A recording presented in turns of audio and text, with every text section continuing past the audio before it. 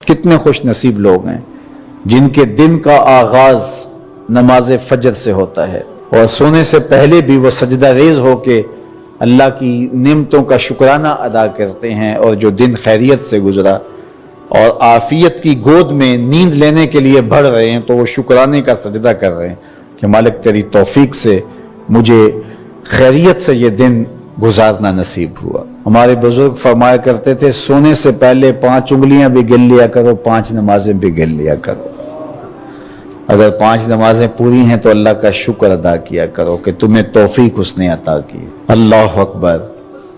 حضور علیہ السلام نے کچھ لوگوں کو دیکھا معراج کی شب کہ ان کے سر پتھروں سے کوٹے جا رہے ہیں، کچلے جانے کے بعد پھر دوبارہ سر صحیح کر دیے جاتے ہیں، پھر پتھروں سے ان کے سر کوٹے جاتے ہیں، ریزہ ریزہ ہو جاتے ہیں، پھر دوبارہ ان کے سر صحیح کر دیے جاتے ہیں۔ جبریل امین نے کہا حضور یہ آپ کی امت کے وہ لوگ ہیں جو نماز میں کاہلی کیا کرتے تھے، نماز میں سستی کیا کرتے تھے، نمازوں پر بوجھ تھا کہ یہ وقت ہو گیا ہے اب پڑھنی پڑے گی، دیر کرتے رہتے، پہلے پڑھنا نہیں چاہتے تھے، اگر پڑھنی پڑ بھی جاتی تو پھر نماز کی وجہ سے ان کے سر بوجھل رہتے تھے۔ آج ان کے وہ سر کوٹے جائیں گے۔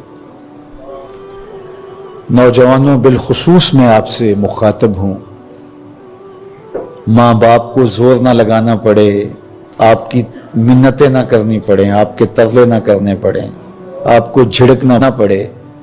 جب حیا علی الصلاۃ کی آواز آئے تم بستر سے چھلانگ لگا کے اٹھ جاؤ کہ میرے رب کا بلاوا ہے میرے نام۔ میسج ہے۔ طلباء سے کہوں گا کہ استاد کو بیدار نہ کرنا پڑے تمہیں، جب اذان کی صدا آئے تو خود اٹھ کر کے مصلی پہ آ کے بیٹھ جاؤ کہ میرے رب کا بلاوا میرے نام آیا ہے۔ اپنے ہم عمر لوگوں سے کہوں گا طبیعت کی کمزوریوں کے باوجود رب کے بلاوے پہ مصلی پہ بیٹھ جاؤ۔ نماز کا چھٹکارا نہیں ہے، رستگاری نہیں ہے۔ زکوٰۃ نصاب پہ واجب ہوتی ہے، حج استطاعت پہ واجب ہوتا ہے، روزہ صحت کے ساتھ مشروط ہے، اگر شیخ فانی ہے یا ایسی بیماری ہے روزہ نہیں رکھ سکتا فدیہ دے دے۔ مسافر کو چھوٹ ہے، بیمار کو چھوٹ ہے کہ وہ دیگر ایام میں اس کی قضا کر لے، لیکن نماز کی چھوٹ نہیں ہے۔ بیمار ہے تب بھی پڑھے گا، صحت مند ہے تب بھی پڑھے گا، حضر میں ہے تب بھی پڑھے گا، سفر میں ہے تب بھی پڑھے گا۔ بالغ کے اوپر نماز کی کسی صورت میں بھی رخصت نہیں ہے۔ کھڑے ہو کے نہیں پڑھ سکتا بیٹھ کے پڑھ لے، بیٹھ کے نہیں پڑھ سکتا لیٹ کے پڑھ لے، اشارے سے پڑھ لے۔ وضو کے لیے پانی دستیاب نہیں ہے تو تیمم کر لے۔ حالت سفر میں ہے قصر کر لے، آدھی پڑھ لے پوری نہ پڑھے۔ دشمن کے مقابلے میں ہے صلاۃ الخوف کی صورت میں پڑھ لے۔ یہ نماز کا مسئلہ ہے، اتنی اہم نماز ہے۔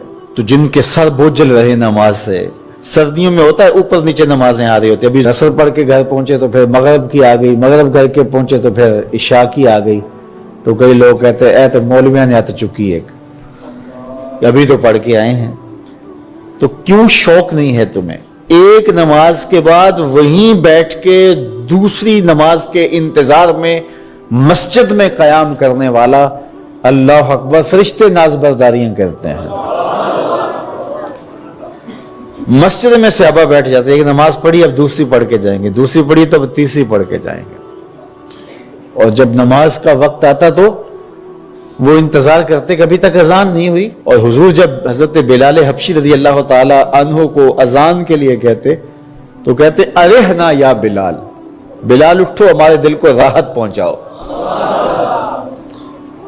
آنکھوں کی ٹھنڈک قرار دیا نا نماز کو، جعلت قرۃ عینی فی الصلاۃ، میری آنکھوں کی ٹھنڈک نماز میں رکھی گئی ہے۔ تو یہ دل کا قرار ہے، راحت قلب محمد ہے صلی اللہ وآلہ وسلم۔ اللہ اکبر۔ یہ معراج کا تحفہ خاص ہے جو ہمیں نصیب ہوا۔